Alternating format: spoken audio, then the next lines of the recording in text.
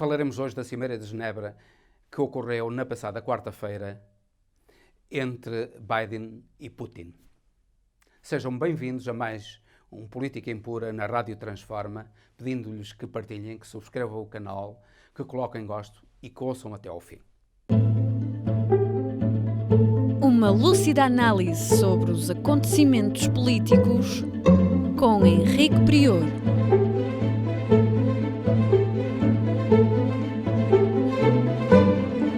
Política Impura na Rádio Transforma. Teve lugar na quarta-feira passada em Genebra a cimeira, a primeira desde há bastantes anos, entre os líderes americano e russo para tentarem ultrapassar o conflito que, sobretudo, no início deste ano, em março deste ano, foi extremamente agudo e que poderia até levar a uma guerra mundial que poderia eventualmente aniquilar a humanidade, coisa que poucos se aperceberam. Esta situação de aproximação a um conflito nuclear já tinha havido em 1962. Eram Kennedy e Khrushchev, líderes, respectivamente, da América e da União Soviética, com a instalação de mísseis soviéticos em Cuba, que podiam atingir o solo americano. Aí Kennedy ameaçou retaliar e ameaçou retaliar com armas nucleares e Khrushchev teve de retirar os mísseis de Cuba. Parecia que foi uma grande vitória de Kennedy e acabou por saber, embora a diplomacia tentasse esconder, mas sabe-se agora que não foi assim, que a vitória de Kennedy e a retirada dos mísseis de Cuba teve como contrapartida a retirada dos mísseis americanos da Turquia que ameaçavam a então União Soviética. Posteriormente, em 1985, houve uma cimeira que ficou para a história entre Gorbachev e Ronald Reagan. Ronald Reagan chamava a União Soviética o Império do Mal. E essa agressividade toda parecia que poderia acabar num confronto nuclear. Não acabou. Acabou num acordo. Mas esse acordo acabou também com uma claudicação total da ex-União Soviética e com a destruição da União Soviética, do Bloco de Leste, com o fim do Muro de Berlim e com o fim da União Soviética e a criação posterior, numa fase posterior, da Rússia. Ora, no entanto, depois do fim da União Soviética, a Rússia passou por um período terrível de miséria, de fome, de sofrimento do povo russo em consequência da intervenção americana na Rússia. Certamente que isso continua presente no espírito de Putin, que na altura era já alguém importante nos serviços secretos da KGB. Certamente que Putin não esquece esse passado e tem em conta também o presente. E esse presente é, nomeadamente, esta ameaça de Biden de enviar a esquadra americana para o Mar Negro, ameaçando diretamente a Rússia, a intervenção americana e europeia, da NATO particularmente, na Ucrânia, que levou a que a Ucrânia passasse da órbita russa para a órbita da União Europeia e da presença da NATO na Ucrânia, ameaçando a Rússia. Por outro lado, Putin está a ver a intervenção agressiva da União Europeia e da América na Bielorrússia, que é um seu aliado de confiança. E isso causa receios à Rússia, até porque a Rússia tem muito perto dela mísseis apontados a partir da Polónia e agora mísseis apontados a partir da Ucrânia.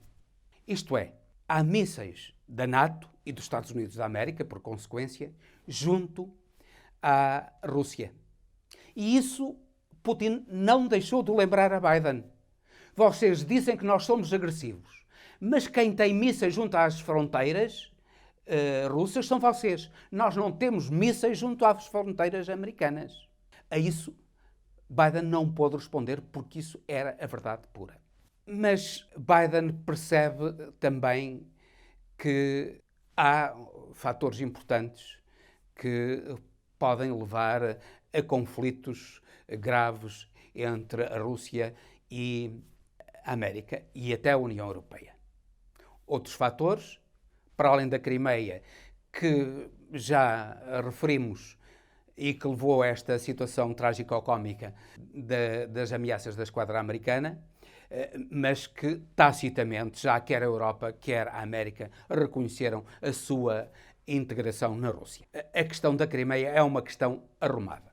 Agora, outras questões não estão arrumadas. Não estão arrumadas questões de geoestratégica, nomeadamente as questões do Afeganistão, com a presença americana ali às portas também da Rússia, questões da intervenção americana, das tentativas de intervenção americana que continuam no Irão, também ali às portas da Rússia, da intervenção americana no Iraque, também ali às portas da Rússia, da intervenção americana na Síria, onde inclusivamente a Rússia tem um grande porto para a sua esquadra e que punha em perigo também a segurança da Rússia, e agora a intervenção pretendida por parte da América e da União Europeia dentro da Bielorrússia, pondo em causa a segurança da Rússia.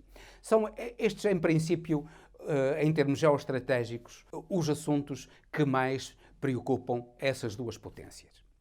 Mas, para além desses assuntos geoestratégicos, há outros, nomeadamente a ciberguerra entre os Estados Unidos e a Rússia, os Estados Unidos acusando a Rússia de intervir nas eleições americanas através da ciberespionagem e da disseminação de informação falsa dentro da América, mas por sua vez também Putin relembra que, afinal de contas, a América também está a fazer o mesmo relativamente à Rússia.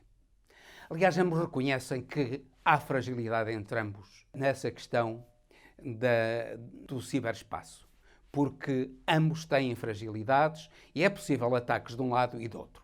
E certamente que a única forma de não haver ataques é estabelecerem formas comuns de vigilância, de modo a que nem a América interfira no espaço de informação e segurança da Rússia, nem a Rússia faça o mesmo em relação à América. Certamente que aí não será difícil o acordo.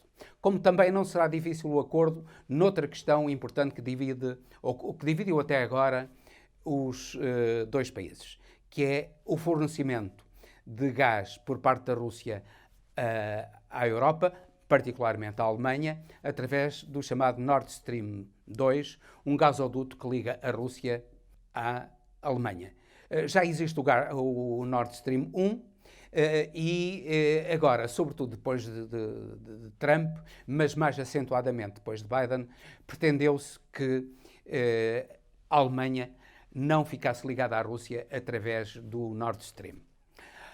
Porque entendeu Trump e entendeu Biden, pelo menos numa primeira fase, que isso poria a Europa, sua aliada, numa dependência económica relativamente à Rússia. Pensamos que várias razões implicam que esse problema também seja ultrapassado e já há indicações de que esse problema irá ser ultrapassado porque se é certo que passa a haver uma dependência da Europa em relação ao fornecimento de gás russo, mas a verdade é que também passa a haver uma dependência russa relativamente ao fornecimento que faz de gás à Europa, porque a Europa recebe o gás da Rússia, mas também o paga.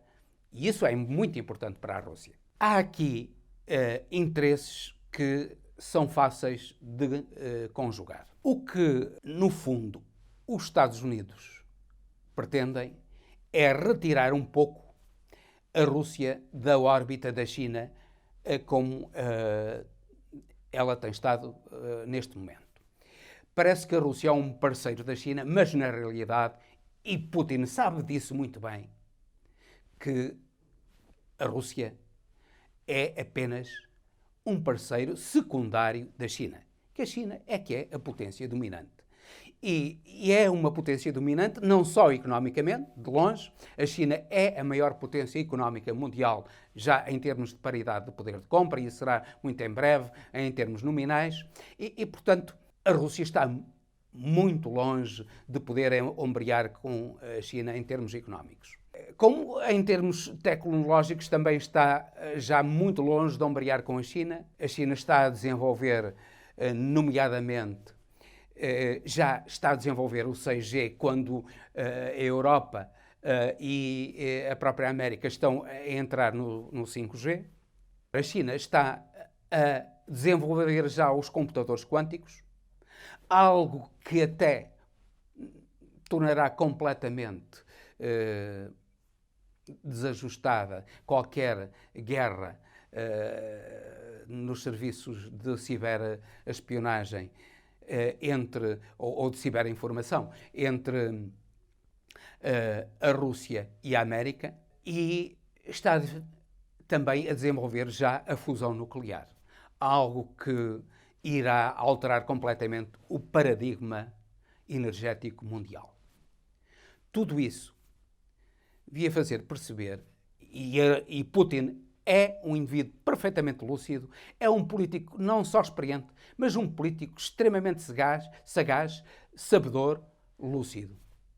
E ele sabe perfeitamente que a ligação dele à China será sempre uma ligação de um parceiro secundário e não um igual. Certamente que Putin terá mais interesse em ter uma ligação tripla à Europa, aos Estados Unidos, porque estão todos praticamente no mesmo plano. A Europa é uma potência económica, assim como é os Estados Unidos, mas a Rússia é uma potência militar muito importante que a Europa tem de ter em conta. E os Estados Unidos também têm de ter em conta. E, portanto, há aqui interesses que levam Putin a perceber que terá interesse numa aproximação entre a Rússia, os Estados Unidos e a Europa.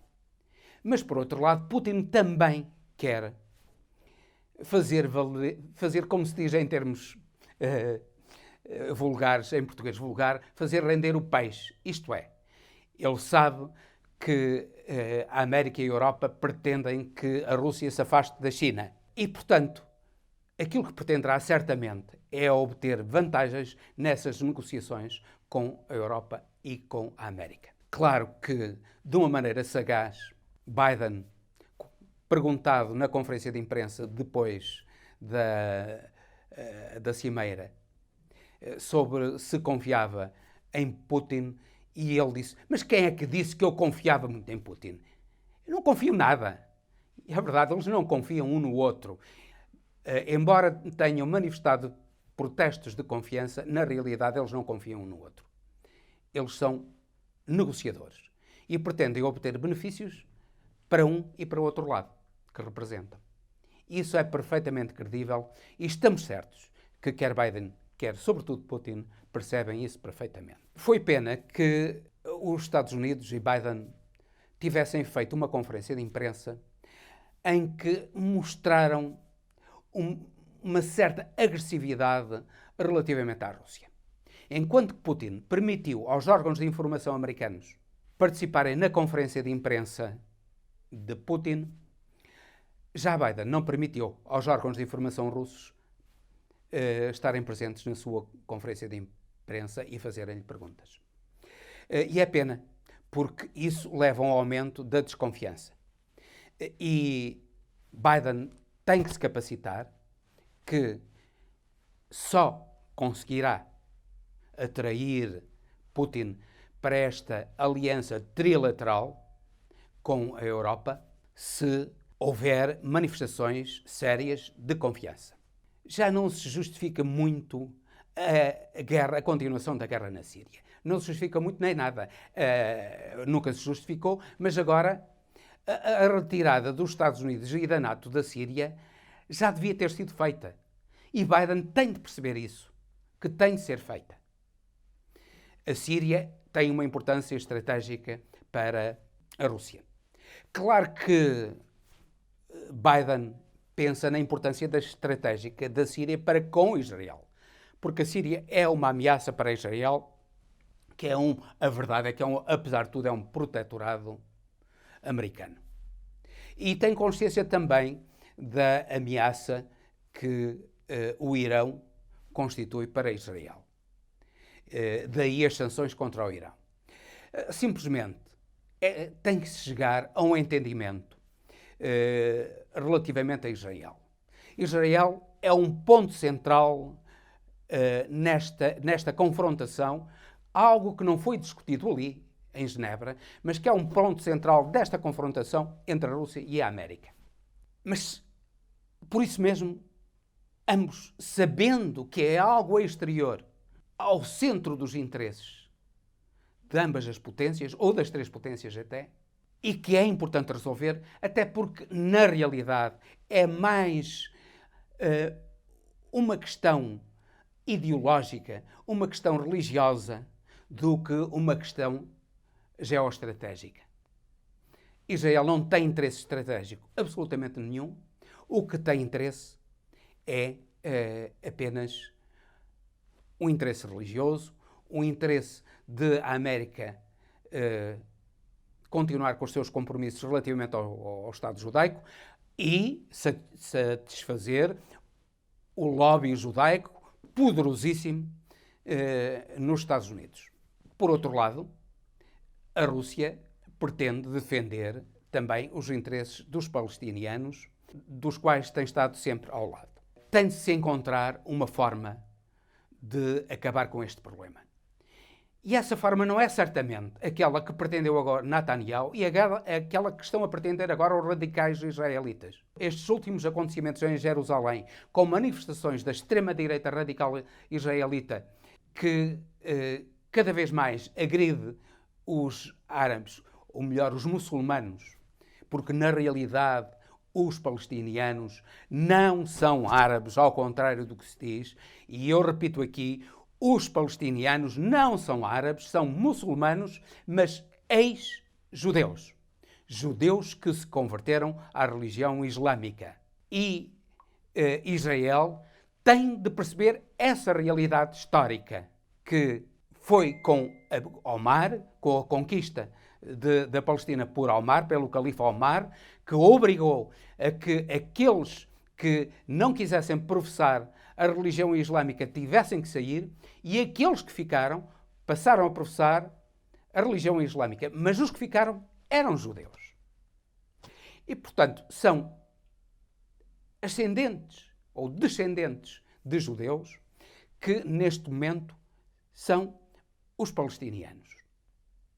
Israel não pode mais ignorar isso.